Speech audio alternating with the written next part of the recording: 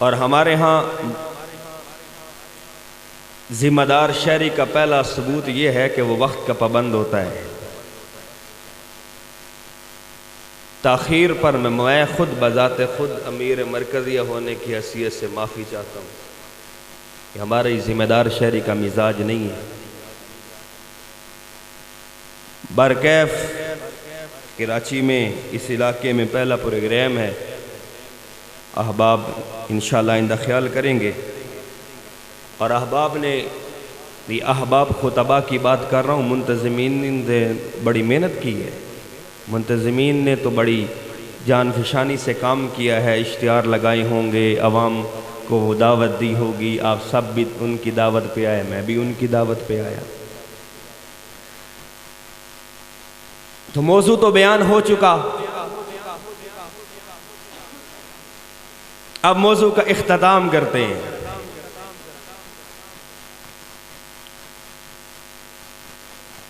جس ہستی کا ذکر یہاں جاری ہے، اس ہستی کو قرآن اذ ہما فی الغار کہہ کر یاد کرتا ہے۔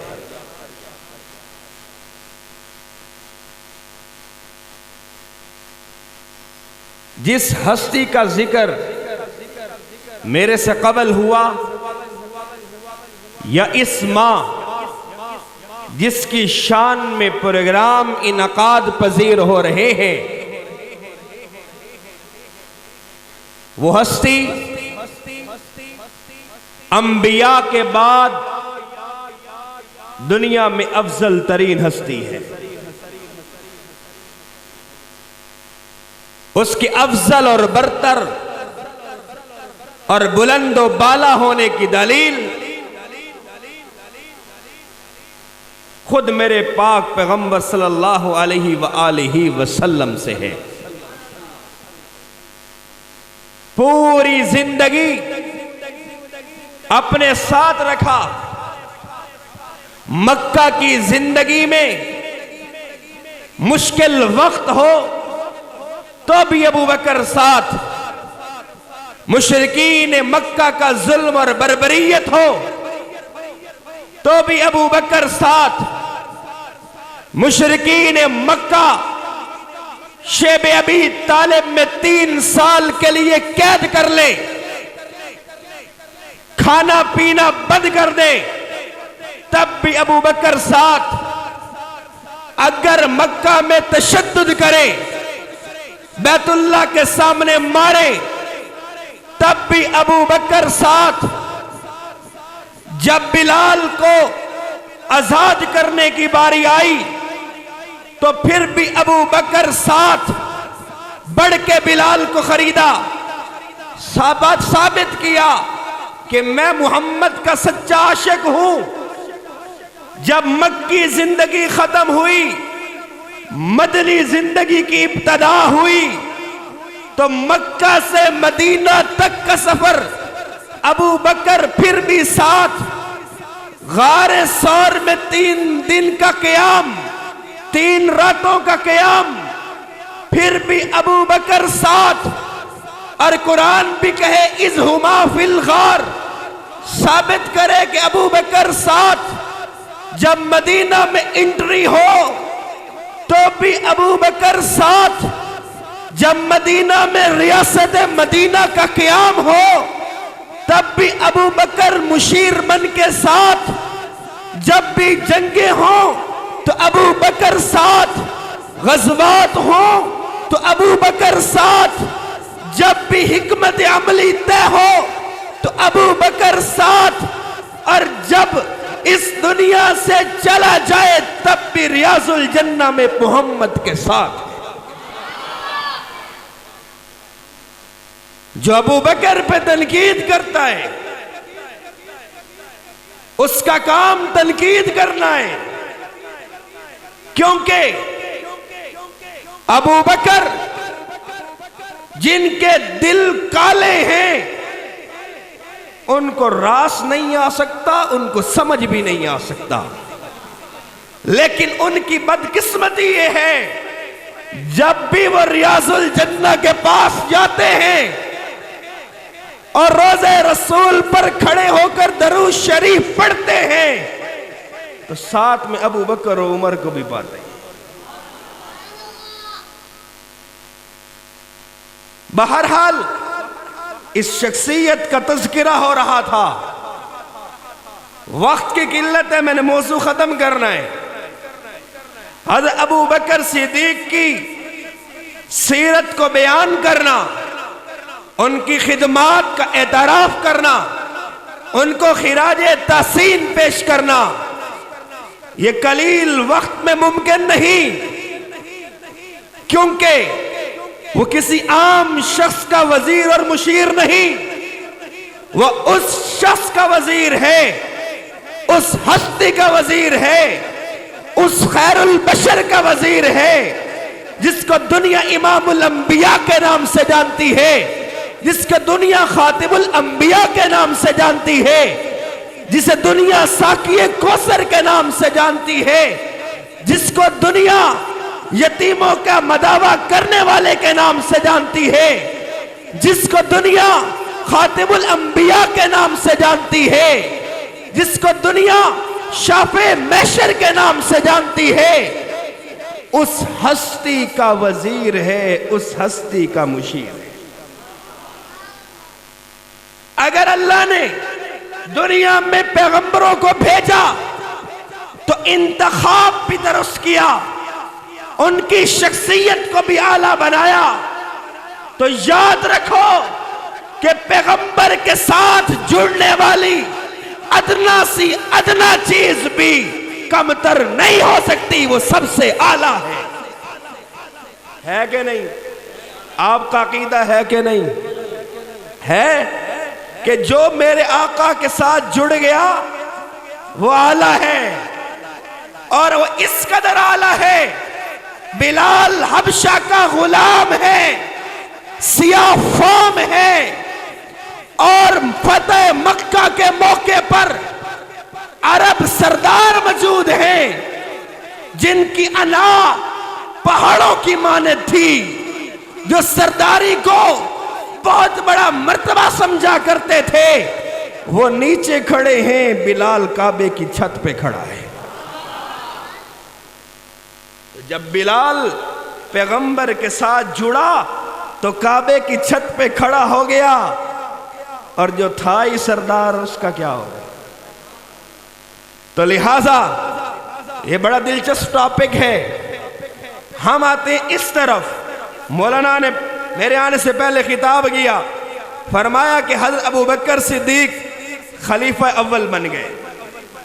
یہ عقیدے کی بات ہے، عقیدے کی بات یہ ہے کہ اگر میں یہ سمجھتا ہوں کہ میرا پیغمبر خاتم الانبیاء ہے، ختم نبوت کا تاج پہن کر آیا ہے، اور اس کے بعد کوئی نبی نہیں آئے گا، دروازہ بند ہو گیا، تو یاد رکھو اللہ نے جب بھی دنیا کے لوگوں کو ہدایت دینی تھی تو پھر انبیاء کرام کو بھیجا، جنہوں نے آ کے لوگوں کو اللہ کا پیغام سنایا۔ لیکن جب میرے پیغمبر کی باری آئی تو ختم نبوت کی مہر لگا دی، اور پھر فرمایا کہ آپ کے بعد کوئی نبی نہیں ہو سکتا، اگر کوئی ہوگا تو وہ خلیفہ ہوگا، وہ خلیفہ ہوگا۔ فرمایا وعد اللہ الذین آمنوا منکم وعملوا الصالحات لَيَسْتَخْلِفَنَّهُمْ فِي الْأَرْضِ، اللہ کہتے ہیں میں وعدہ کرتا ہوں ان لوگوں کے ساتھ جو ایمان لائے، نیک اعمال کیے، اور زمین پر میری خلافت اور نیابت کی محنت کی۔ اللہ نے جمہوریت کی دعوت تو نہیں دی، اللہ نے بادشاہت کی دعوت نہیں دی، اللہ کہتے ہیں لَيَسْتَخْلِفَنَّهُمْ فِي الْأَرْضِ۔ تو چنانچہ میں کہا کرتا ہوں کہ کراچی کے لوگوں، اگر ختم نبوت کا دفاع چاہتے ہو، ختم نبوت کے تقدس کے لیے کھڑا ہونا چاہتے ہو، ختم نبوت کے لیے جان قربان کرنا چاہتے ہو، ختم نبوت کے لیے ہر طرح کی قربانی دینا چاہتے ہو، ختم نبوت کے لیے آپ محنت کرنا چاہتے ہو، جد و جہد کرنا چاہتے ہو، کوشش کرنا چاہتے ہو، مال لگانا چاہتے ہو، جان لگانا چاہتے ہو، تو ختم نبوت کا دفاع ایسے نہیں ہوگا۔ ختم نبوت کا دفاع تبھی ممکن ہوگا جب تو اور میں خلافت راشدہ کا دفاع کریں گے، کیونکہ خلافت راشدہ ہی ختم نبوت کی دلیل ہے کہ آپ کے بعد نبی نہیں خلیفہ آئے گا۔ اگر چاہتے ہو ختم نبوت کا پرچم بلند ہو تو ابو بکر کی صداقت کا بھی دفاع کرنا ہوگا، عمر کی عدالت کا بھی دفاع کرنا ہوگا، عثمان کی حیا کا اور عثمان کے مرتبے کا بھی دفاع کرنا ہوگا، اور علی کی شجاعت کا بھی دفاع کرنا ہوگا، ورنہ ختم نبوت کا دفاع نہیں ہو سکتا۔ لیکن یہ بے بسی کی بات ہے، ہم ختم نبوت کی بات تو کرتے ہیں، خلافت کی بات نہیں کرتے، ہاتھ پیر پھول جاتے ہیں، ہاتھ پیر پھول جاتے ہیں۔ وجہ کیا ہے؟ کیوں پھول جاتے ہیں؟ میرا آپ سے سوال ہے، سوال یہ پاکستان ہے، اس پاکستان میں اگر نون لیگ دعوت دیتی ہے تو کہتی ہے کیپٹلزم میں آ جاؤ، سرمایہ دارانہ نظام میں آ جاؤ، ملک کو سرمایہ دارانہ نظام چلا سکتا ہے۔ اگر پیپل پارٹی دعوت دیتی ہے تو سوشلزم کی دعوت دیتی ہے، جو کمیونزم کی اپڈیٹڈ شکل ہے اس کی دعوت دیتی ہے۔ دیگر مذہبی جماعتیں ماشاءاللہ اسلامی جمہوریت کی دعوت دیتی ہیں اور بتاتی ہیں کہ ہم اسلامی جمہوریت کے لیے کام کر رہے ہیں، ہم جمہوریت کو مضبوط دیکھنا چاہتے ہیں، ہم جمہوریت کو توانا دیکھنا چاہتے ہیں، ہم جمہوریت سے ملک کا استحکام دیکھتے ہیں۔ یہ کہتے ہیں کہ نہیں کہتے؟ کہتے ہیں نا، کہتے ہیں۔ سوال یہ ہے، اگر روس اور کمیونسٹ لوگوں کا نظام پاکستان میں چلایا جا سکتا ہے، سرمایہ دارانہ نظام جو امریکہ کا نظام ہے وہ اس ملک میں چلایا جا سکتا ہے، اسلامی جمہوریت کی بات بھی کی جا سکتی ہے، تو بعین ہی اسی طریقے سے خلافت راشدہ کے نظام کی بات کیوں نہیں کی جا سکتی؟ خلافت راشدہ کے لیے جماعت کیوں نہیں بنائی جا سکتی؟ خلافت راشدہ کے نظام کے لیے ہم ان جماعتوں کی طرح جدوجہد کرنے کے حق میں کیوں نہیں ہیں؟ ہم خود مختار کیوں نہیں ہیں؟ ہمیں آزادی کیوں نہیں دی جاتی؟ اگر آزادی اظہار اس ملک میں موجود ہے اور اس اظہار کی وجہ سے اگر کوئی سرمایہ دارانہ نظام کی دعوت دیتا ہے اس کو کھلی آزادی ہے، اگر کوئی سوشلزم کی دعوت دیتا ہے اس کو کھلی آزادی ہے، اگر کوئی اسلامی جمہوریت کی دعوت دیتا ہے تو اس کو کھلی آزادی ہے، اگر کوئی قومیت کی بنیاد پر قوم پرست بن کر اپنی قومیت کی دعوت دیتا ہے تو اس کو کھلی آزادی ہے، اگر کوئی لسانی بنیادوں پر زبان اور بولی کی بنیاد پر اگر کوئی محنت کرتا ہے، جماعت بناتا ہے، دعوت دیتا ہے تو اس کو کھلی آزادی ہے۔ لیکن خلافت راشدہ کا نظام اتنا مظلوم ہے کہ اگر ریڑھی بان کو تکلیف ہو جائے تو اس کی یونین حرکت میں آتی ہے۔ ریڑھی بان کی جماعت ہے، مزدور کے حقوق کی جماعت ہے، وکیلوں کے حقوق کی جماعت ہے، ڈاکٹروں کے حقوق کی جماعت ہے، اساتذہ کے حقوق کی جماعت ہے، حتیٰ کہ خواجہ سرا کے حقوق کی بھی جماعت ہے، لیکن نظام خلافت راشدہ کی جماعت ہی کوئی نہیں۔ اللہ تعالیٰ قرآن میں کہیں جمہور کہہ رہا ہے تو بتائیں، علماء بیٹھے ہیں مجھے بتائیں، کئی لفظ جمہور استعمال ہوا ہے تو مجھے بتلائیں. ہاتھ پیر پھول جاتے ہیں. کیوں پھولنے چاہیے؟ ہم کوئی ملکی سالمیت کے خلاف بات کر رہے ہیں، ہم کوئی پاکستان کے استحکام کے خلاف بات کر رہے ہیں، ہم کوئی اداروں کے خلاف بات کر رہے ہیں، ہم کوئی ملک کے تاجر کے خلاف بات کر رہے ہیں، ہم ملک کے وکیل کے خلاف بات کر رہے ہیں، یا ہم کسی اور شعبے کے خلاف بات کر رہے ہیں. اور بابا ہم یہ کہتے ہیں کہ وکیل کا اگر مستقبل روشن ہے تو نظام خلافت راستہ میں ہے. ڈاکٹر کا مستقبل اگر روشن ہے تو نظام خلافت راستہ میں ہے. طالب علم کا مستقبل اگر روشن ہے تو وہ نظام خلافت راستہ کے اندر ہے. اور اگر کسی مائی کا، کسی بہن کا، کسی ماں کا، کسی بیٹی کی عزت اور چار دیواری کا تحفظ ممکن ہے تو وہ بھی نظام خلافت راستہ سے ممکن ہے، کسی اور نظام سے ممکن نہیں. اگر ممکن ہوتا تو یورپ میں طلاق کہیں نہ ہوتی. یورپ طلاق میں پہلے نمبر پہ، یورپ طلاق میں پہلے نمبر پہ. یورپ میں ماں کا نام لکھا جاتا ہے بچے کے ساتھ، باپ کا پتہ ہی کوئی نہیں. باپ کا پتہ ہی کوئی نہیں. جن کا نظام ہم اٹھائے پھرتے ہیں، جن کا نظام ہم اٹھائے پھرتے ہیں. کراچی والوں، میرا آپ سے سوال یہ نہیں کون کیا محنت کر رہا ہے، مجھے کسی سے کوئی تکرار نہیں، میرا کسی سے مقابلہ نہیں، میرا کسی سے مخالفت اور دشمنی کا نہ ارادہ ہے نہ کوئی میری فکر ہے. لیکن جو حکم مجھے خدا تعالیٰ نے قرآن میں دیا، وَذَكِّرْ فَإِنَّ الذِّكْرَى تَنْفَعُ الْمُؤْمِنِينَ، کہ اے لوگوں جو ذکر ہم نے تم پہ نازل کروایا وہ ذکر جب تم تک پہنچ جائے تو اس کو آگے لوگوں تک پہنچاؤ تاکہ مومنوں کو فائدہ ہو جائے.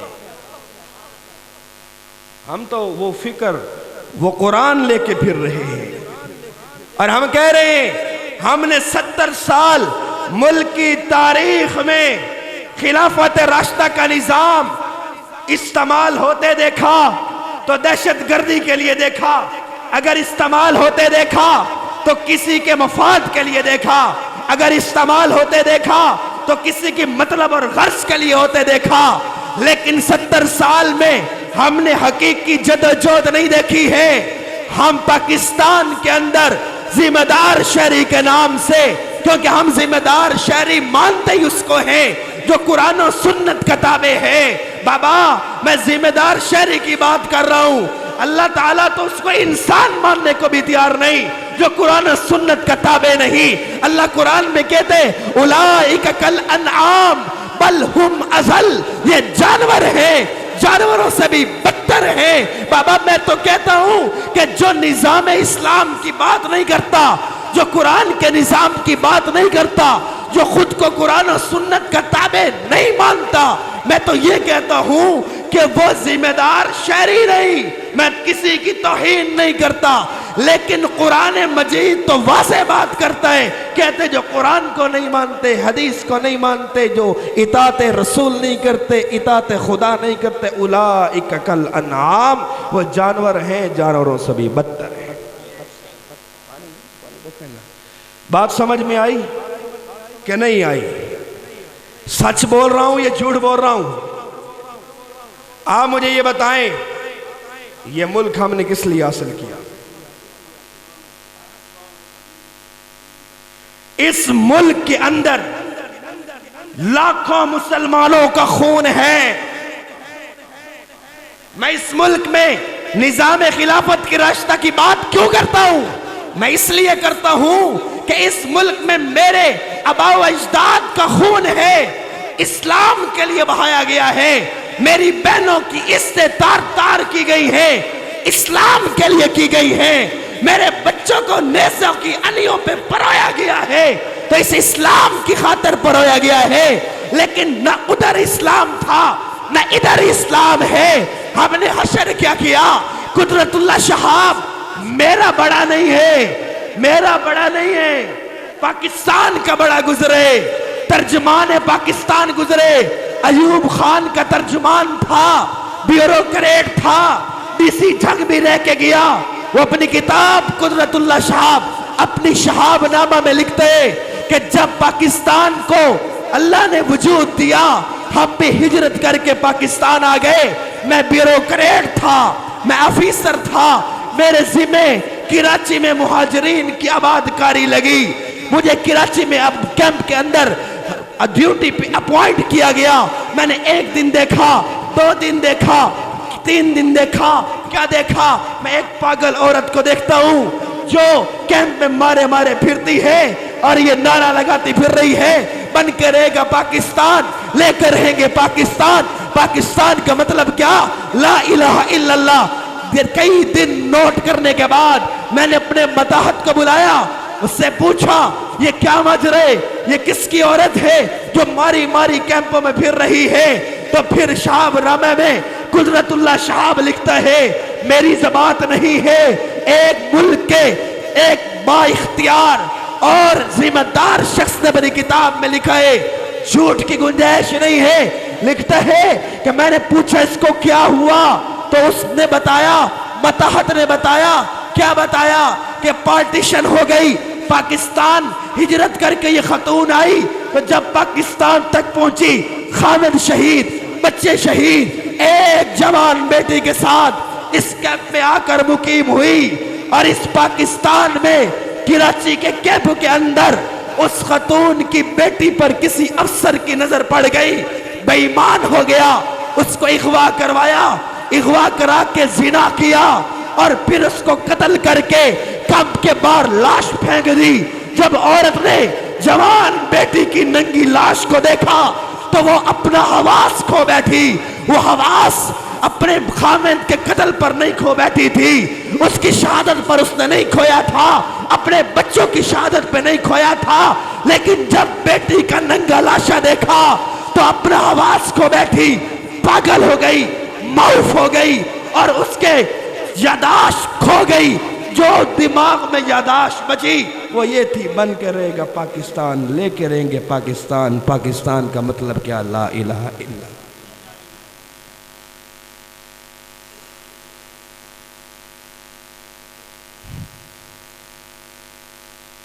کیا ان خواتین اور ان بزرگوں کی ارواح کو ہم کیا جواب دیں گے؟ کل اللہ کے ہاں قیامت کے روز جو امانت انہوں نے ہمارے سپرد کی، اس کا جواب بھائی ہم لوگ کیا دیں گے؟ یہی کہ میں نے اکابر پرستی میں آ کر اسلامی جمہوریت کی بات کی، اس موجودہ نظام میں جہاں غریب کو عدل نہیں، انصاف نہیں، امن نہیں، سکون نہیں، جہاں غریب غریب تر، امیر امیر تر ہوتا چلا جا رہا ہے، جہاں کسی کی عزت محفوظ نہیں، جہاں کسی کی جان محفوظ نہیں، تو سوال تو پیدا ہوتا ہے نا کہ پھر یہ کیسی جمہوریت ہے، یہ کیسا نظام ہے، یہ کیسا نظام ہم پر رائج کر دیا گیا ہے؟ اس کو ہمیں اصلاحات کرنی ہوگی، اس کو بدلنے کے لیے محنت کرنی ہوگی۔ یہ ملک ہمارا ہے، یہ ادارے ہمارے ہیں، یہ ریاست ہماری ہے، ہمارے آبا و اجداد نے بطور امانت ہمیں دی ہے، ہم اس کے استحکام پر کوئی حرف برداشت نہیں کرتے، لیکن ہم اس ملک میں کافرانہ نظام کی مثالیں بھی برداشت نہیں کرتے۔ یہ ذمہ دار شہری کا کنسپٹ ہے، یہ وہ اصل ذمہ داری ہے جو اپنے اکابرین کی ہمیں ادا کرنی ہے، یہ وہ اصل پیغام ہے جو اکابرین نے قربانیاں دے کر ہمیں ہمارے ہاتھ میں پکڑایا تھا، ہمیں بتلایا تھا کہ ہم نے یہ کام کرنا ہے۔ تو آپ ایمانداری سے بتاؤ، کوئی ایک شخص کھڑا ہو کے بتائے وہ دن میں 10 منٹ بھی خلافت کے عنوان پر آپس میں بات کرتا، آپ بات کرو گے، آپ کہو گے ہاں ہاں پیپل پارٹی کا جو ایم این اے ہے بہت اچھا ہے، ہاں جی نون لیگ کا ایم این اے ہے بہت اچھا ہے، تحریک انصاف کا ایم این اے ہے بہت اچھا ہے، کیا کرتا ہے جی؟ وہ گلیاں بنواتا ہے، وہ روڈ بنواتا ہے، وہ سب کچھ کرتا ہے۔ انف ہے، اگر تم نے روٹی کھانی تھی، اگر تم نے بچے پیدا کر کے مرنا تھا تو جانور بھی کرتے ہیں، جانور بھی چارہ کھاتے ہیں، جانور بھی بچے پیدا کرتے ہیں۔ اللہ نے تمہیں اشرف المخلوقات بنایا، اللہ نے تمہیں انسان بنایا، اللہ نے جب انسان کو اپنے ہاتھوں سے بنایا تو کیا تعارف کروایا؟ وَإِذْ قَالَ رَبُّكَ لِلْمَلَائِكَةِ إِنِّي جَاعِلٌ فِي الْأَرْضِ خَلِيفَةً، میں زمین پر فرشتوں اپنا خلیفہ اور نیب لے کر آ رہا ہوں۔ اللہ نے یہ نہیں کہا کہ میں زمین پر جمہور لا رہا ہوں، اللہ نے یہ نہیں کہا میں زمین پر بادشاہ لا رہا ہوں، اللہ نے یہ نہیں کہا کہ میں زمین پر کوئی اور مخلوق لا رہا ہوں۔ اللہ نے کہا، اللہ نے تعارف انسان کا کیا کروایا؟ اللہ نے کہا میں اپنا خلیفہ اور نائب لے کر آ رہا ہوں، اور آج وہی خلیفہ اتنی طاقت نہیں رکھتا کہ وہ یہ بات کرے لَيَسْتَخْلِفَنَّهُمْ۔ تو ہم قرآن پہ عمل کر رہے ہیں، ہم قرآن پہ عمل کر رہے ہیں، ہم نے دین بھی اختیاری لیا ہوا ہے، مرضی کا دین، مرضی کا دین لیا ہوا ہے، جو دل کرتا ہے لے لیتے ہیں اور مسلمان بن جاتے ہیں۔ یاد رکھو ابو بکر صدیق کی قربانیاں آپ یاد کر رہے تھے، میرے پیغمبر نے بھی قربانیاں دی ہیں، آپ کے راستوں میں بھی کانٹوں کو بچھایا گیا، آپ پر بھی ظلم ہوا، آپ پر بھی تشدد ہوا، آپ پر بھی بربریت کا پہاڑ توڑے گئے، آپ کو بھی شیب ابی طالب کی جیل میں 3 سال قید بند میں رکھا گیا، جہاں کھانے کو نہیں تھا، جہاں پینے کو نہیں تھا، بچے بلک بلک کر رو رو کر بے ہوش ہوتے تھے، آپ گٹھلیاں کھانے پر مجبور تھے، آپ کی زندگی 3 سال تک اجیرن بنا کر رکھی گئی، آپ نے نظام کے لیے پیٹھ نہیں پھیری، ثابت قدم ہو گئے، ثابت قدمی کے ساتھ دین اسلام کو تھام لیا، ان الدین عند اللہ الاسلام کی مصداق بن گئے۔ پھر ابو بکر صدیق آئے، انہوں نے قربانیاں بھی کسی اور چیز کے لیے نہیں دی تھی، انہوں نے مارے برداشت کی تو خلافت کے لیے کی، مارے صحیح تو خلافت کے لیے صحیح، اپنا گھر بار قربان کر دیا تو خلافت کے نظام کے لیے کیا، نظام اسلام کے لیے کیا۔ حضرت عمر نے اگر قربانیاں دی تو نظام اسلام کے لیے دی، حضرت عثمان کو ان کا ماموں چٹائی کے اندر بند کر کے دھواں دیا کرتا تھا، آپ نے ظلم سہا اسلام کے لیے، خلافت کے لیے۔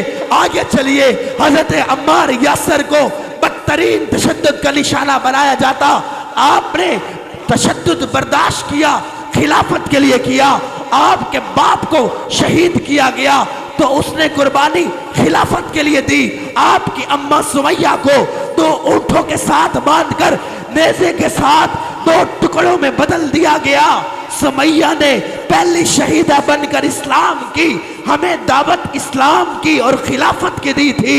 آگے چلیے، بلال کو تپتی ریت پر لٹایا گیا، مارا گیا، پتھر رکھے گئے، لیکن ان کی دعوت اسلام کی دعوت تھی، خلافت کی دعوت تھی۔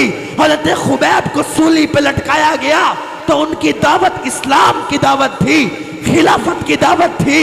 اور ہاں بابا، جب انسان خلافت کے لیے نکلتا ہے تو خبیب سے کو اللہ آسمانوں سے کھانا بھیجا کرتا تھا، جب اس کو قید کر لیا گیا، کھانا بند، پینا بند، اور کئی دن ان کو بند رکھا گیا، مسرور رکھا گیا۔ اللہ تعالی روایات میں آتا ہے اللہ ان کو غیر سے کھانا کھلاتا تھا۔ جب کوئی اسلام کے لیے نکلتا ہے اللہ مدد بھی کرتا ہے۔ خبیب سے کہا گیا اگر محمد کا دامن چھوڑ دے، اسلام کا دامن چھوڑ دے، خلافت کا دامن چھوڑ دے، تیری جان بچ سکتی ہے۔ خبیب نے کہا یہ ایک جان ہے، 100 جانیں بھی ہوں گی، باری باری محمد عربی کے نظام کے لیے قربان کر دوں گا، لیکن پرواہ نہیں کروں گا۔ حضرت خباب کو آگ کے انگاروں پہ لٹایا جاتا، ان کی چربی سے، ان کے خون سے انگارے بجھ جایا کرتے تھے۔ اگر خباب انگاروں پر لیٹا ہے تو خلافت کے لیے لیٹا ہے، اسلام کے لیے لیٹا ہے۔ ہم بات صحابہ کی کرتے ہیں، ہم عاشق صحابہ بنتے ہیں، ہم عاشق رسول بنتے ہیں، ہم غلامی رسول کی بات کرتے ہیں، ہم صحابہ صحابہ صحابہ کے نعرے لگاتے ہیں۔ معذرت کے ساتھ اگر ہم ان کے نظام کی محنت نہیں کر رہے تو یہ نعرے منافقت پر مبنی ہے، حقیقت پر مبنی نہیں ہے۔ صحابہ کو آپ کی تعریف کی ضرورت نہیں ہے، میرے پیغمبر کو آپ کی تعریف کی ضرورت کوئی نہیں ہے۔ اگر محمد رسول اللہ صلی اللہ علیہ وسلم کو آپ خوش دیکھنا چاہتے ہیں تو اصل محنت کی ضرورت ہے، نظام کی ضرورت ہے، نظام کی۔ جب نظام خلافت راشدہ اس کی شکل کوئی بھی ہو، ہم یہ تو نہیں کہتے آپ پرانے نظاموں میں چلے جائیں، پرانے عہدے بحال کریں، کوئی نئی شکل ہو، لیکن نظام تو اسلام والا ہو۔ آپ کی عدالتوں میں فیصلہ بھی تو قرآن کے مطابق ہو نا۔ 75 سال گزر گئے، آپ کی عدالت میں انگریز کا قانون چل رہا ہے۔ جو وکیل ہیں ان کو پتہ ہے، جنہوں نے لا پڑھا ہے ان کو پتہ ہے، پی پی سی جو پاکستان کا قانون ہے وہ انگریز کا بنایا ہوا قانون ہے۔ جب ہم نے قانون کی کتابیں پڑھی تو کیا پڑھا جی؟ برطانیہ کے قانون سے پاکستان کا قانون ماخوذ کیا گیا ہے، اور برطانیہ کا قانون کہاں کیسے بنا ہے؟ وہ جی انگریزوں کی روایات اور رسم و رواج کی بنیاد پر برطانیہ کا قانون ہے۔ یعنی کہ اسلام کا قانون، اسلام کا اصول، اسلام کا فکر میں نے پھینک دیا، نعرہ صحابہ کا لگاتا رہا۔ میں نے اسلام کے کتابچے کو پھینک دیا، نعرہ میں عاشق رسول ہونے کا لگاتا رہا۔ اسلام کو میں نے چھوڑ دیا، نعرہ میں عاشق رسول ہونے کا لگاتا رہا۔ لیکن میرے فیصلے اس قرآن کے مطابق نہ ہوئے، انگریزوں کی روایات اور کسٹم کے مطابق، رسم و رواج کے مطابق ہوئے۔ تو بتاؤ نا کہ ہم عملی مسلمان ہوئے یا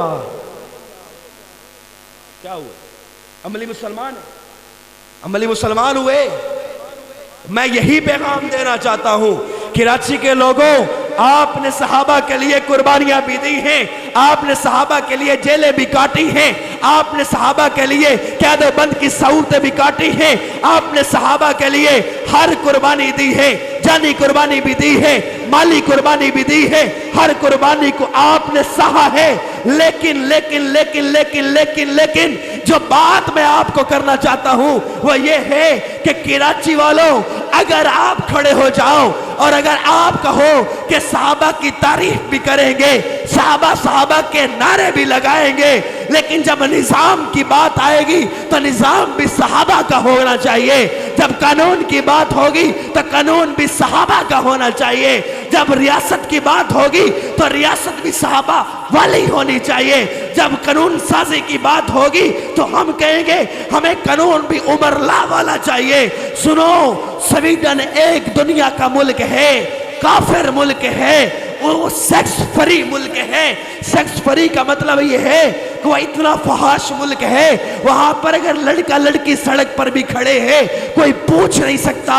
لیکن اس کی ترقی کا راز تمہیں میں بتلانا چاہتا ہوں، وہ ترقی یافتہ کیوں ہے؟ اس نے جو قانون بنایا، وہ قانون جو لاگو کیا، نافذ کیا، وہ قانون اس نے کون سا کیا؟ عمر لا۔ سویڈن کے قانون کے اوپر لکھا ہوا ہے عمر لا۔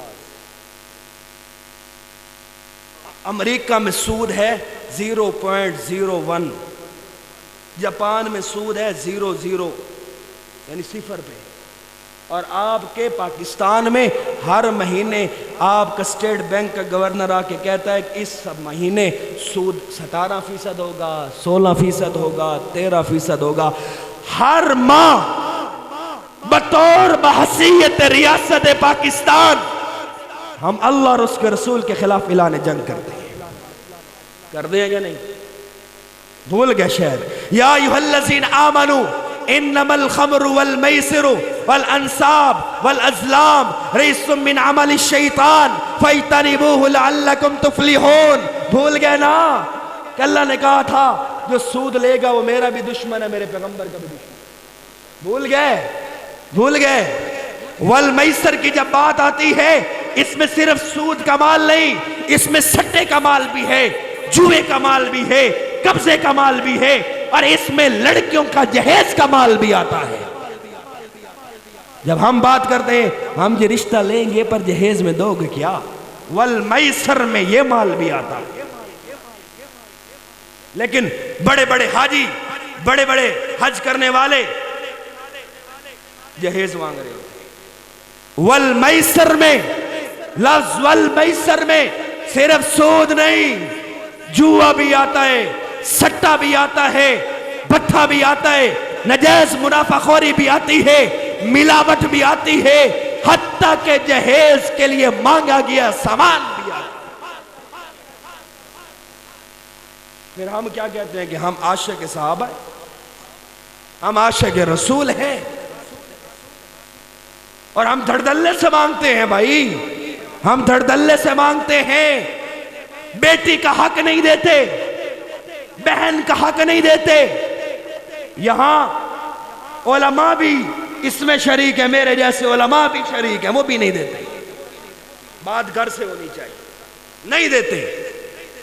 رسول اللہ صلی اللہ علیہ وسلم نے فرمایا جس شخص نے بہن بیٹی کا حق کھایا اس کی کمائی کا ایک ایک ذرہ ذرہ حرام ہے۔ ہمارے بزرگ، ہمارے اسلاف جب ان کے پاس کوئی تحفہ ہدیہ لے کے جاتا پوچھا کرتے تھے آپ نے اپنی بہن بیٹی کو حق دیا؟ اگر وہ کہتا نہیں دیا، کہتے ہیں ہم تحفہ ہی نہیں لیتے، حرام ہے۔ آج کل کے پیر اور اسلاف بھی میرے جیسے ہو گئے، وہ پہلے تاڑ کے بیٹھے ہوتے، آیا کہ تو لے کے کی جاسی، دے کے کی جاسی، ٹھیک ہے۔ اور اگر وہ بچہ کہتا کہ بھائی میرے ابا کے پاس سب کچھ ہے، میرے ہاتھ میں تو بھی کچھ نہیں، تو پوچھتے کیا تمہارے باپ نے اپنی بہن بیٹی کو حق دیا؟ اگر وہ کہہ دیتا نہیں دیا تو فرماتے پھر بھی حرام ہے۔ اور اب دھڑدلے سے کہتے میری بیٹی نے میرا حق معاف کر دیا ہے۔ اور بھائی آپ کے گھر میں جو کھانا کٹوری میں وہ بھیجتی ہے، وہ دوسرے دن آتی ہے اور کہتی ہے بھائی جان، امی جان، ابا جان، میری کٹوری آپ کے گھر میں آئی تھی، وہ تو واپس کر دو۔ جو 10-20 کی کٹوری لینے آتی ہے بدبختوں، کیا وہ اپنی لاکھوں کا حق تمہیں معاف کر دیتی ہے؟ کس کو بے وقوف بناتے ہو؟ یخادعون اللہ والذین آمنوا وما یخدعون الا انفسهم وما یشعرون۔ یہ سمجھتے ہیں کہ میں نے اللہ کو بے وقوف بنایا، ایمان والوں کو بے وقوف بنایا، جبکہ سب سے بڑے بے وقوف یہ خود ہیں، کھوتے ہیں۔ کس کو بے وقوف بناتے ہو؟ یہاں ایک باپ 7 بیٹوں کو پالتا ہے، 7 بیٹے ایک باپ کو نہیں پال سکتے۔ وہ جی میری بیوی کہتی ہے تیرا ابا گند کریندا ہے۔ بدبخت انسان، جب تو پیدا ہوا تھا تو کیا تو گند نہیں کرتا تھا؟ جب تجھے پیشاب کرنا نہیں آتا تھا، جب تجھے استنجا کرنا نہیں آتا تھا، تیری اماں تیرے ابا نے تجھے سکھایا، تیرے پیمپر، تیری نیپیاں، تیرے تمام پیشاب آلود کپڑے وہ دھو دھو کے تجھے بڑا کرتے ہیں۔ وہ جی میری بیوی کہتی ہے۔ ایسا ہے یا نہیں؟ ہے نا؟ تو صحابہ کا نعرہ اس وقت تک نہیں لگانا جب تک اپنے ماں باپ کو خوش نہ کرو۔ منافقت کی ضرورت ہے نہیں ہے۔ میں ایک بزرگ کے پاس بیٹھا تھا، جب میں اس بزرگ کے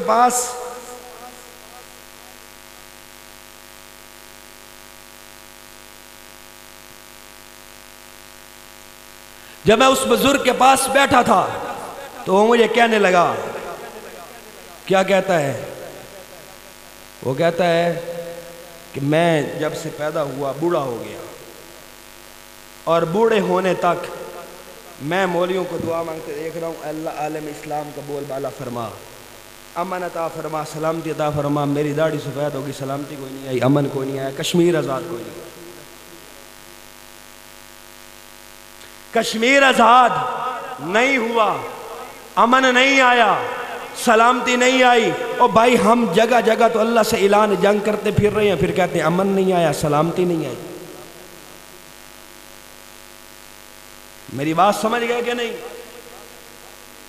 سمجھے کہ نہیں؟ اب بات کرنے کا مقصد یہ تھا کہ جب ہم نظام اسلام کی بات کرتے ہیں، جب ہم اسلام کی بات کرتے ہیں، جب ہم صحابہ کی بات کرتے ہیں، جب ہم انبیاء کی بات کرتے ہیں، جب رسول اللہ کی بات کرتے ہیں، جب ہم 12 ربیع الاول پر محفل منعقد کرتے ہیں، اپنے آقا کو یاد کرتے ہیں، جب ہم مد صحابہ جلوس نکالتے ہیں، مد صحابہ کانفرنسز کرتے ہیں، تو ہر کانفرنس پر، ہر میلاد پر، ہر محفل پر، ہر جگہ جگہ پر، ہر محفل میں ہمیں یہ سوچنا چاہیے کہ جن کا تذکرہ سننے جا رہے ہیں ان کا تذکرہ ادھر ہے یا نہیں. سمجھ آگئی بات کی؟ ٹائم میرا تھا 12 بجے تک، 8 منٹ اوپر. تو ذمہ دار شہری اس ملک کے اندر نظام کی بات کرتی ہے، کہتی ہے اپنے بچوں کو، اپنی بیٹیوں کو، بزرگوں کو، جوانوں کو، سب کو چاہیے کہ وہ نظام خلافت کو سمجھیں، پڑھیں. اسلام کا معاشرتی نظام کیا ہے؟ اسلام کا سوشل نظام کیا ہے؟ اسلام کا معاشی نظام کیا ہے؟ اسلام کا سیاسی نظام کیا ہے؟ اسلام کا تقابل کس کے ساتھ ہے اور کس کے ساتھ نہیں ہے؟ اس کو پڑھیں پڑھیں پڑھیں. اگر جب تک ہم اسلام کی گہرائی میں نہیں جائیں گے ہم اس وقت تک پکے سچے مسلمان نہیں بن سکتے ہیں. اگر آپ چاہتے ہیں حقیقت میں ابو بکر کی صداقت کا دفاع کیا جائے، عمر کی عدالت کا دفاع کیا جائے، عثمان کے حیا کا دفاع کیا جائے، علی کی شجاعت کا دفاع کیا جائے، عبداللہ بن عباس کے مفسر ہونے کا دفاع کیا جائے، عبداللہ بن مسعود کے فقہ اور ان کے مسائل کا دفاع کیا جائے، ابو عبیدہ بن جراح، خالد بن ولید، سعد بن ابی وقاص اور زبیر بن عوام کی تلوار کا دفاع کیا جائے، اور اگر آپ کہتے ہیں کہ صحابہ کرام کے ایک ایک پہلو کا دفاع کیا جائے تو ایک ایک پہلو کو پڑھ لو، ایک ایک نظام کی کڑی کو پڑھ لو. سمجھ لو صرف نعروں سے کام نہیں چلے گا. اس دنیا پر جھنڈا ایسے نہیں اسلام کا لہرائے گا. اسلام کا جھنڈا تبھی لہرائے گا جب تمہیں نظام کی سمجھ ہوگی، نظام پر پکڑ ہوگی، پھر تو سب ہوگا، ورنہ ممکن نہیں ہے. اٹھ شیر مجاہد ہوش میں آ، تعمیر خلافت پیدا کر. کیوں فرقے فرقے ہوتا ہے؟ اب ایک جماعت کو پیدا کر. قومیت کے نام پہ کیوں بڑھتا ہے؟ اب ایک جماعت کو پیدا کر. لسانیت کے نام پہ کیوں بڑھتا ہے؟ اب ایک جماعت کو پیدا کر. فرقہ واریت کے نام پہ کیوں بڑھتا ہے؟ اب ایک جماعت کو پیدا کر. قارون کی دولت کو ٹھکرا دے، عثمان کی دولت کو پیدا کر. بے ایمانی کرنا چھوڑ، عثمان کی دولت کو پیدا کر. قبضے کرنا چھوڑ، عثمان کی دولت کو پیدا کر. چوری کرنا چھوڑ، عثمان کی دولت کو پیدا کر. ملاوٹ کرنا چھوڑ، عثمان کی دولت کو پیدا کر. اسلام قدم تو بڑھتا ہے، کفار سے پھر کیوں ڈرتا ہے؟ اسلام قدم تو بڑھتا ہے، جگیرداروں سے پھر کیوں ڈرتا ہے؟ اسلام قدم تو بڑھتا ہے، سرمایہ کاروں سے پھر کیوں ڈرتا ہے؟ اسلام قدم تو بڑھتا ہے، پھر وڈیروں سے کیوں ڈرتا ہے؟ اسلام کا نام نہ لے، یشو کے شہادت پیدا کر. ابو بکر بن، عمر بن، عثمان بن، علی بن، امیر معاویہ بن، حسن بن، حسین بن، عبداللہ بن مسعود بن، سعد بن ابی وقاص بن، ابو عبیدہ بن جراح بن، خالد بن ولید کی طرح بن، سعد بن جبیر کی طرح بن کے دکھا. مصعب بن عمیر بن. اگر ان کی طرح نہیں بن سکتا تو پھر محمد بن قاسم کی طرح بن، قتیبہ بن مسلم کی طرح بن، موسیٰ بن نصیر کی طرح بن، طارق بن زیاد کی طرح بن. اگر تو ان کی طرح بھی نہیں بن سکتا تو اقبال نے کہا تھا اپنے من میں ڈوب کے پا جا سراغ زندگی. اپنے من میں ڈوب کے پا جا سراغ زندگی. اگر تو کسی کا نہیں بنتا نہ بن، اپنا تو بن، اپنے بچوں کا تو بن، اپنی قبر کا تو بن، اپنی آخرت کا تو بن، اپنے ایمان کا تو بن. وآخر دعوانا الحمدللہ رب العالمین.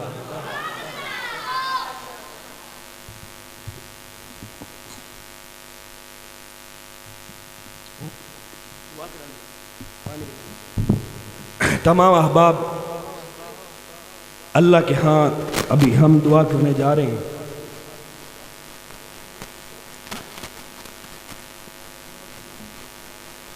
اور اگر اللہ تعالی ہماری دعا کو قبول کر لے تو ہمارے آج کے بیٹھنے کا مقصد پورا ہو جائے گا۔ الحمدللہ رب العالمین الرحمن الرحیم والعاقبۃ للمتقین۔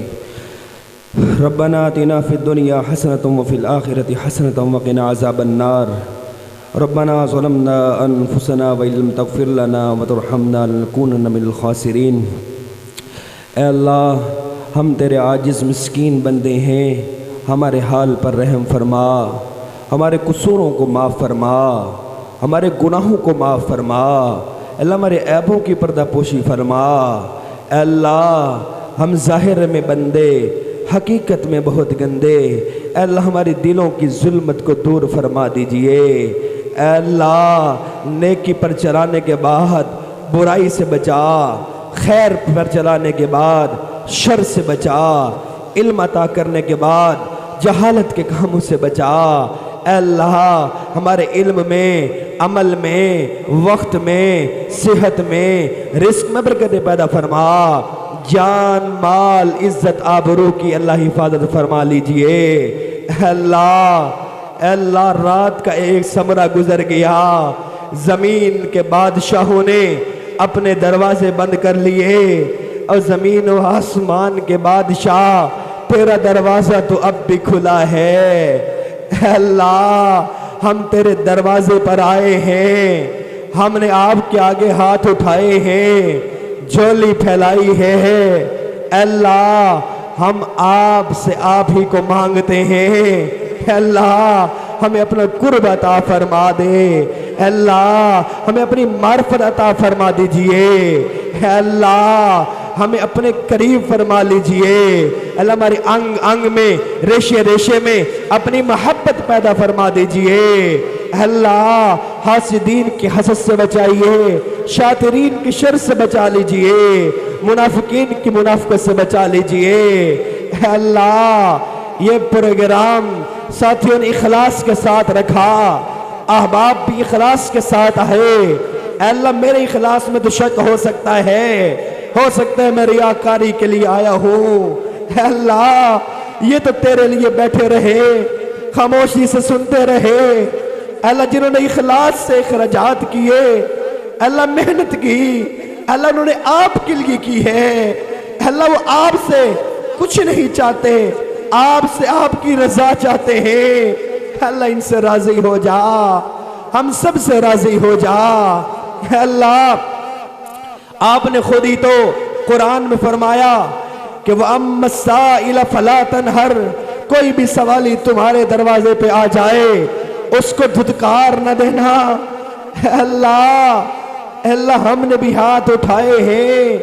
اللہ، آپ خود ہی اپنا تعارف فرماتے ہیں، کہتے اللہ الغنی، تمہارا رب غنی ہے، تمہارا رب اعلیٰ ظرف رکھتا ہے۔ اے اللہ، پھر آپ نے قرآن میں فرمایا یا ایھا الناس انتم الفقراء، او لوگو تم فقیر ہو۔ اے اللہ، تو پھر بات بن گئی، آپ غنی ہیں، ہم فقیر ہیں، آپ مالک ہیں۔ اے اللہ، ہم آپ کے در پہ آئے ہیں، ہم نے جھولیاں پھیلائی ہیں، دامن اٹھائے ہیں۔ اے اللہ، ہم پر رحم کر لیجئے۔ اے اللہ، ہمارے گناہوں کو معاف فرما دیجئے۔ اے اللہ، جو مجبور ہیں ان کی مجبوریاں دور فرما، جو مقروض ہیں ان کے قرض دور فرما۔ اللہ، جو پریشان حال ہیں ان کی پریشانیاں دور فرما دیجئے۔ اللہ، جو بے اولاد ہیں ان کو اولاد نرینہ صالحہ عطا فرما، جو صاحب اولاد ہیں ان کی اولاد کو نیک بنا، فرما بردار بنا، ماں باپ کی آنکھوں کی ٹھنڈک بنا لیجئے۔ اللہ، کتنی محنت سے ماں باپ کوشش کر کے اپنے بچوں کو پالتے ہیں، جب وہ بڑے ہو کر آگے سے آنکھیں دکھاتے ہیں، اللہ، بوڑھے ماں باپ کے دل پر کیا ہی قیامت گزرتی ہے۔ اللہ، اس گستاخ اور باغی اولاد کے دل تو آپ کی انگلیوں کے درمیان میں ہے صحیح۔ اللہ، ان کے دل بدل دیجئے، انہیں والدین کا باادب بنا دیجئے، فرما بردار بنا دیجئے۔ اللہ ہم سب کی اولادوں کو نسل در نسل در نسل در نسل اپنے دین کے لیے قبول فرما لیجئے۔ اللہ ہمارے بچوں کو فرما بردار بنا دیجئے۔ اللہ دین اسلام کا داعی اور مبلغ بنا دیجئے۔ اللہ اگر کوئی آپ کو بھول کے یاد کرے تو آپ اللہ اس کو بھی جواب دیتے ہیں۔ اللہ ہم تو دیدہ دانستہ آپ کو یاد کر رہے ہیں، ہم دعا مانگ رہے ہیں۔ اللہ آپ ہمیں خالی نہ لٹائیے۔ اللہ اے میرے اللہ، ایک بت پرست تھا، بت کے سامنے بیٹھا یا سنم کہہ رہا تھا، اس کے منہ سے اچانک یا سمد نکل گیا۔ جب وہ سویا ہوا تھا، اونگ میں تھا، بھول کے نکلا۔ اللہ آپ نے 10 دفعہ جواب دیا تھا، لبیک یا عبدی، او میرے بندے تجھے کیا ہوا؟ میں تو حاضر ہوں، لبیک یا عبدی۔ اللہ فرشتوں نے کہا کہ اللہ اس نے تو بھول کے آپ کو یاد کیا ہے۔ آپ نے فرمایا کہ اللہ آپ نے ہی کہا تھا کہ اگر میں سب جواب نہ دیتا تو سمنم اور سمد میں کیا فرق رہ جاتا۔ اللہ کوئی بھول کے بھی آپ کو یاد کر لے، اللہ آپ اس کو بھی جواب دیتے ہیں، آپ اس کی بھی سنتے ہیں۔ اللہ ہم تو دیدہ دانستہ بیٹھے ہیں، آپ کے در پہ آئے ہیں، ہم نے دامن پھیلائے ہیں۔ اللہ ہم گنہگار ہیں، بدکار ہیں، روسیاہ ہیں، پر اس مجمع میں چھوٹے چھوٹے بچے بھی بیٹھے ہیں۔ اللہ ان معصوم بچوں کے معصوم ہاتھوں کا واسطہ، اللہ انہوں نے بھی ہاتھ اٹھائے ہوئے ہیں، آپ سے دعا مانگ رہے ہیں۔ اللہ ان کے معصوم جھولیوں کا واسطہ ہماری دعاؤں کو قبول فرما۔ اللہ ہم گنہگار سہی، بدکار سہی، پر اس مجمع میں سفید داڑھی والے بھی بیٹھے ہیں۔ اے اللہ آپ اور آپ کے محبوب پیغمبر صلی اللہ علیہ وسلم سفید داڑھی کا بہت لحاظ کرتے تھے۔ ایک دفعہ آپ مدینہ کی گلی سے گزر رہے تھے، راستے میں ایک بوڑھا سفید ریش آ رہا تھا، گلی تنگ تھی، آپ دیوار کے ساتھ لگ گئے، بوڑھے کو راستہ دے دیا۔ صحابہ نے کہا حضرت یہ تو یہودی تھا۔ آپ نے کہا چھوڑو یار، مجھے اس کے سفید بالوں سے حیا آ گئی تھی۔ اللہ جب آپ ان سفید بالوں کا لحاظ کرتے ہیں، اللہ اس مجمع میں بھی سفید داڑھی والے بیٹھے ہیں، اللہ ان کے سفید داڑھیوں کا واسطہ ہمارے اللہ ہمارے دلوں کو صاف کر دے۔ اللہ ہمیں مخلص بنا دے، اللہ ہمیں اخلاص نصیب فرما دے، اللہ ریاکاری سے بچا دے، اللہ گناہ معاف فرما دے۔ اللہ ایک دفعہ محبت کی نظر سے، پیار کی نظر سے، شفقت کی نظر سے ہمیں دیکھ تو لیجئے۔ اللہ آپ کا کچھ نہیں جائے گا، ہمارا سب کچھ بن جائے گا۔ اللہ کوئی ایسی نظر بھی تو ہم پر ڈال دیجئے جو آپ نے فضیل بن عیاض پہ ڈالی تھی۔ اللہ وہ تو ڈاکوؤں کا سردار تھا، جب آپ کی محبت کی نظر اس پر پڑی، اللہ آپ نے اس کو ولیوں کا سردار بنا دیا۔ اللہ کوئی ایسی نظر ہم پہ بھی ڈال دیجئے۔ اللہ جو آپ نے عمر فاروق پر ڈالی تھی، وہ تو معاذ اللہ ہمارے پیغمبر صلی اللہ علیہ وسلم کو قتل کرنے کے ارادے سے نکلے تھے۔ جب تیری محبت کی نظر، رحمت کی نظر، شفقت کی نظر پڑ گئی، اللہ آپ نے انہیں مراد مصطفیٰ بنا دیا۔ اللہ ہم پر بھی ایک ایسی نظر ڈال دیجئے۔ اللہ جو لوگ ہمیں دعاؤں کا کہتے ہیں یا ہم سے بار بار اصرار کرتے ہیں، اللہ ان کی نیک حاجات کو بھی قبول فرما، ان کی پریشانیوں کو بھی دور فرما۔ اللہ حاضرین جو دلوں میں نیک حاجات لیے بیٹھے ہیں، اللہ سب کی نیک حاجات کو پورا فرما۔ اللہ جوان بچیاں گھروں میں بیٹھی ہیں، اللہ ان کے لیے بھی مناسب رشتوں کے انتظام فرما دیجئے، ان کے گھر بھی بنا دیجئے، والدین کو پریشانی سے نجات عطا فرما دیجئے۔ اللہ جو مقروض ہیں ان کے قرض ادا فرما دیجئے۔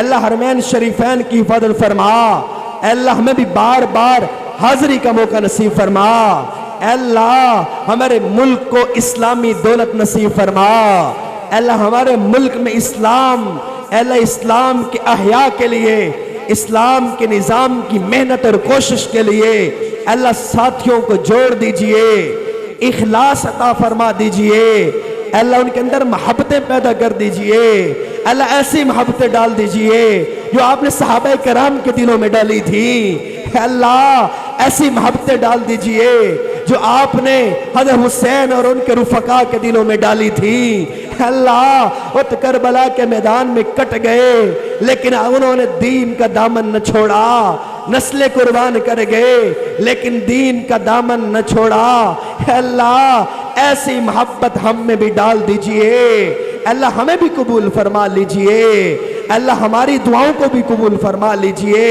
اے اللہ ہم نے جو مانگا ہے عطا فرما، جو نہیں مانگا مانگنا چاہیے تھا اللہ وہ بھی عطا فرما، اللہ ہم نے اپنی سوچ کے مطابق مانگا ہے تو اپنی شان کے مطابق عطا فرما، اللہ ہم نے اپنے ظرف کے مطابق مانگا ہے اللہ تو اپنی رحمت کے خزانوں کے برابر عطا فرما، اللہ ہمارے حال پر رحم فرما، اللہ سیدھی بات تو یہ ہے ہمیں مانگنا ہی نہیں آتا تو بن مانگے عطا فرما، اللہ اس بستی پر اس گوٹ پر اپنی خاص برکت نازل فرما، امن سکون سلامتی عطا فرما، بلائیں ٹال دیجئے، اس مسجد کو اللہ امت مسلمہ کے لیے مرکز بنا، اللہ اس کا فیض چار دانگ عالم میں اللہ پھیلا دیجئے، اے اللہ اس مسجد کو نیک نمازیوں سے آباد فرما دیجئے، اے اللہ